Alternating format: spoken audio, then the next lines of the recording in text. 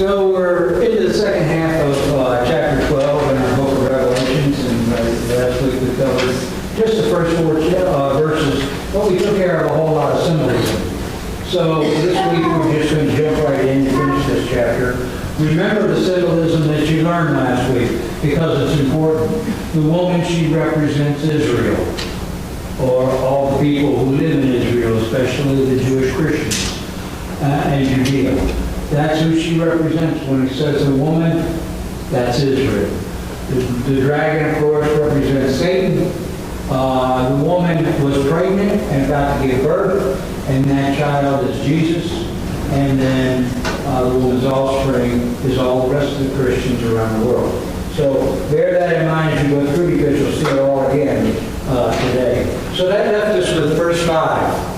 Verse 5 says, "She bore a male child who was to rule all nations with a rod of iron, and her child was caught up to God and his throne." Okay, you remember last week in our first few verses, the woman was in heaven, she's pregnant, she's about to give birth, and there's the dragon. The dragon is ready to consume the child as soon as she gives birth to him. That was the way it was back at Jesus' crucifixion. The devil did not want Jesus to be crucified for our sins. He did not want his blood to wash away our sins.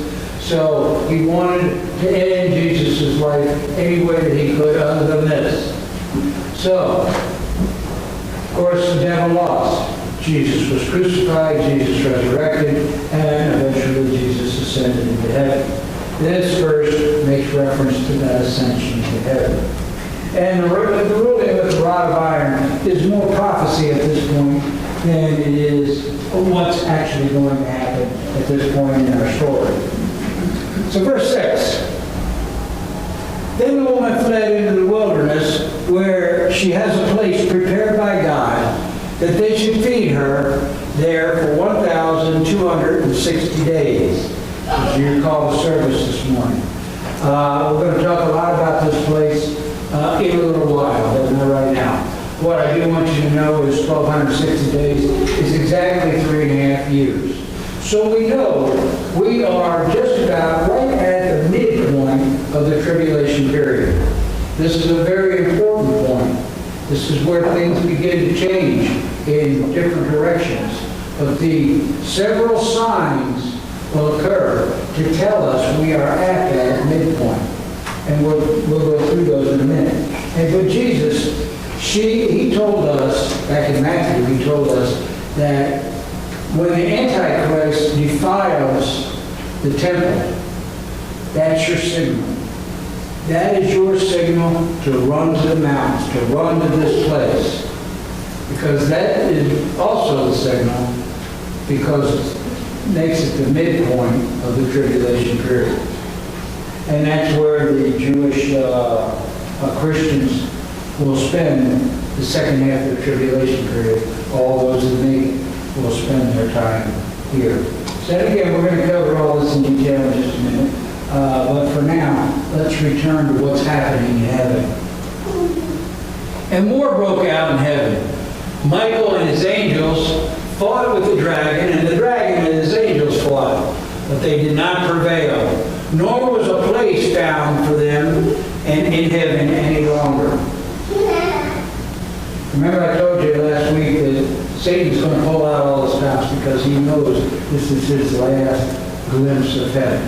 And I personally believe that all the time that he was up there, that he believed, his pride told him that this could all be mine one day. And that's why this is so devastating to the devil. Verse 9. "So the great dragon was cast out, that serpent of old, called the devil and Satan, who deceives the whole world. He was cast to the earth, and his angels were cast out with him." Some people ask sometimes, why was the devil ever allowed to even be in heaven? And, he went back and forth, and he got kicked out a few times. But I believe it is all part of God's great, mysterious plan. And that's just another way of saying, I have no idea. verse 10 tells us what he was doing in heaven all day. Verse 10. Then I heard a loud voice saying in heaven, now salvation and strength and the kingdom of our God and the power of his Christ have come. Here it is. For the accuser of our brethren, who accused them before our God day and night, has been cast down.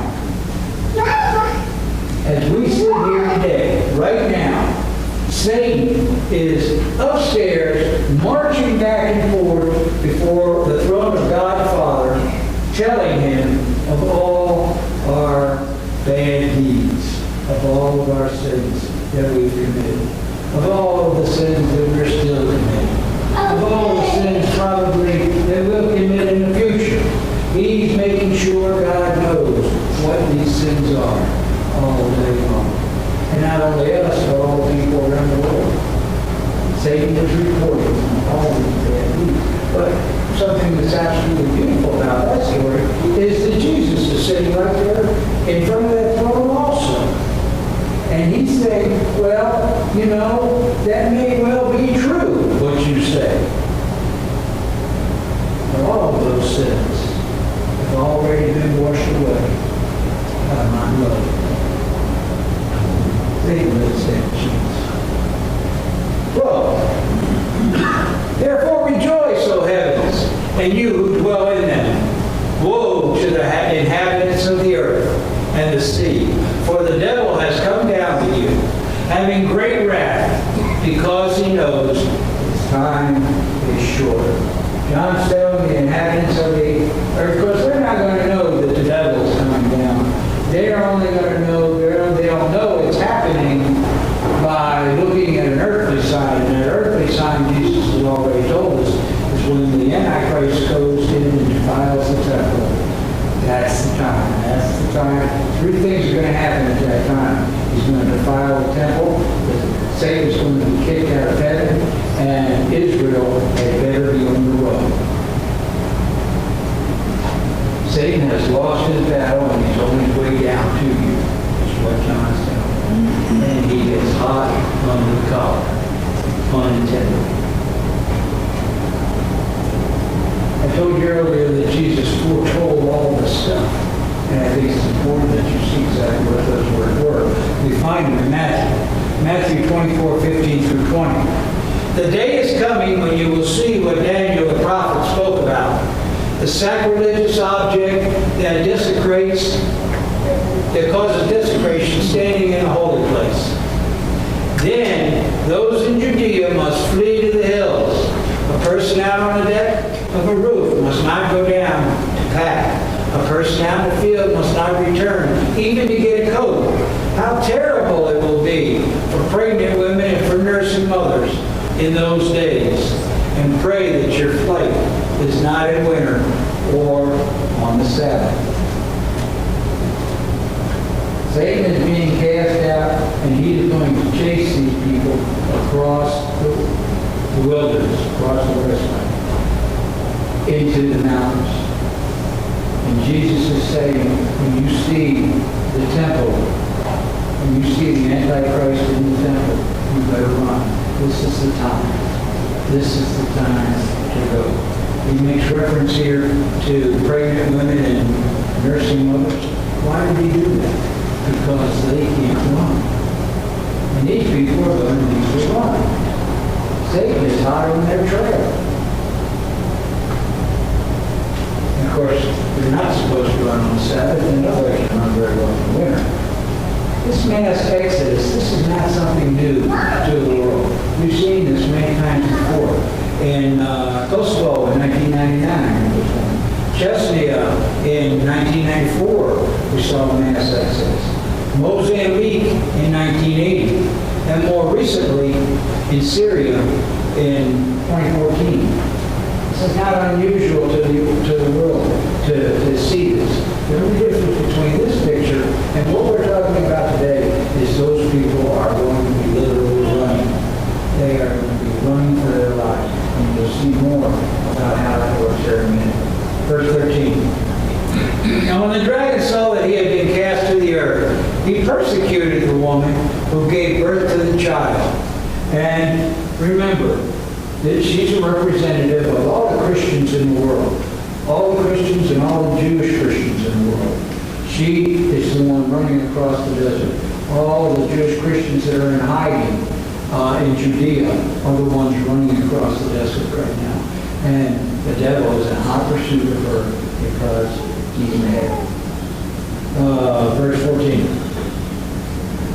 But the woman was given 2 wings of the great eagle, that she might fly into the wilderness to her place, where she would be nourished for a time and times and a half a time from the presence of the serpent. The times, of course, refer to 2 or 3.5 years, the amount of time that she will be there. God made reference once that he brought Israel out of Egypt on eagle's wings. And essentially what he's saying is symbolism. Essentially what he's saying, just like this symbolism, is that he's supernaturally assisted in their escape. And he's going to do the same thing here when the devil or Satan is chasing Israel across the wastelands and into the mountains. But the question comes up, where are they running to? Where are they heading? And most prophecy experts agree that they are running to an ancient city called Petra. This is a picture of the front entrance of Petra.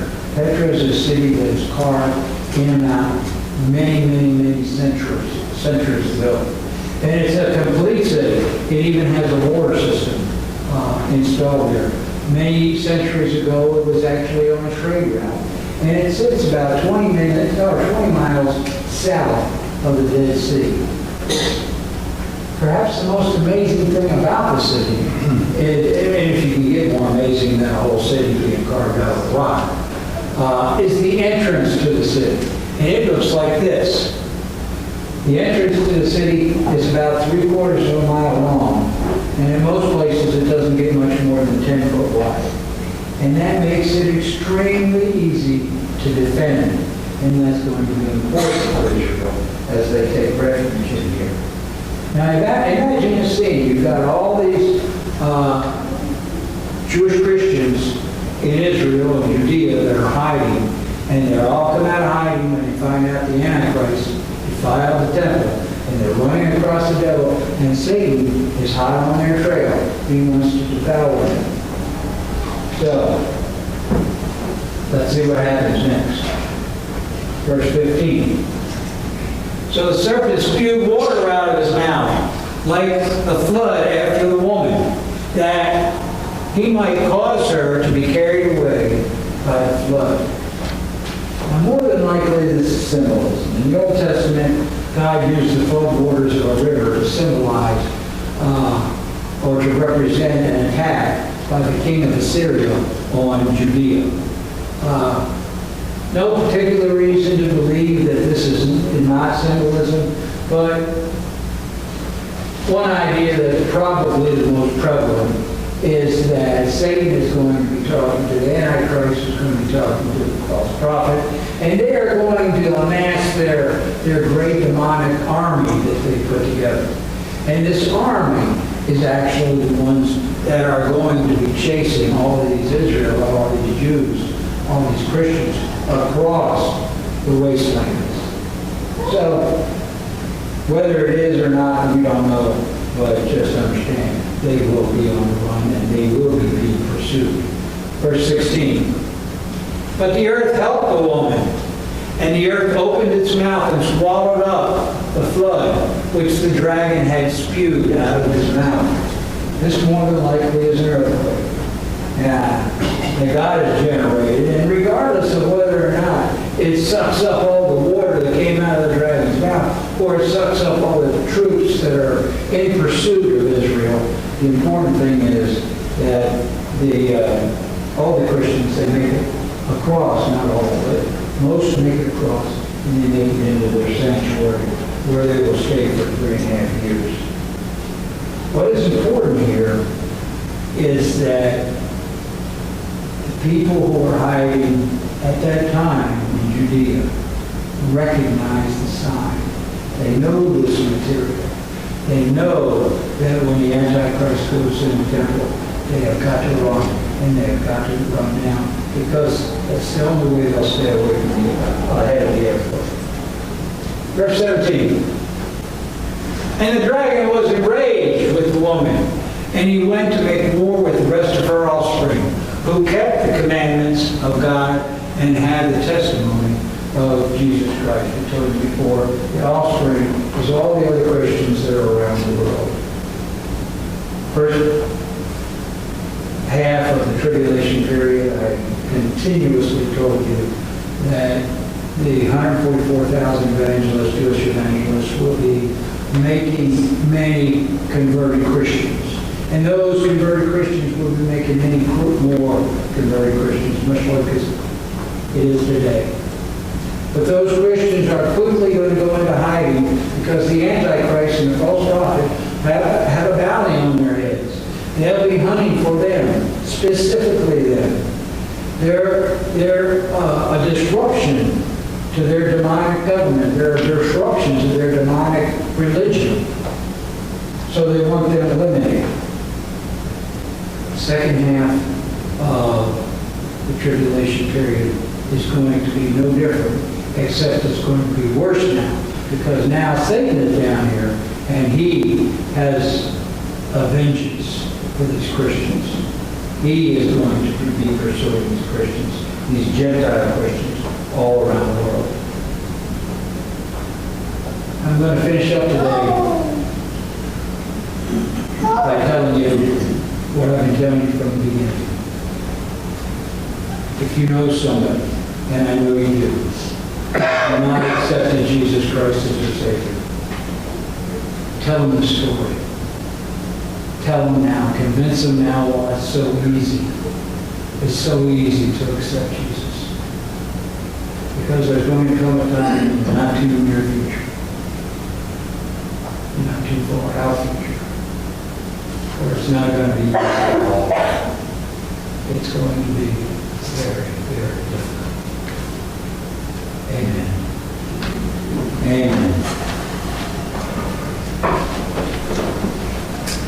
Okay. If you'll turn in your hymnals to your offering and communion hymn, number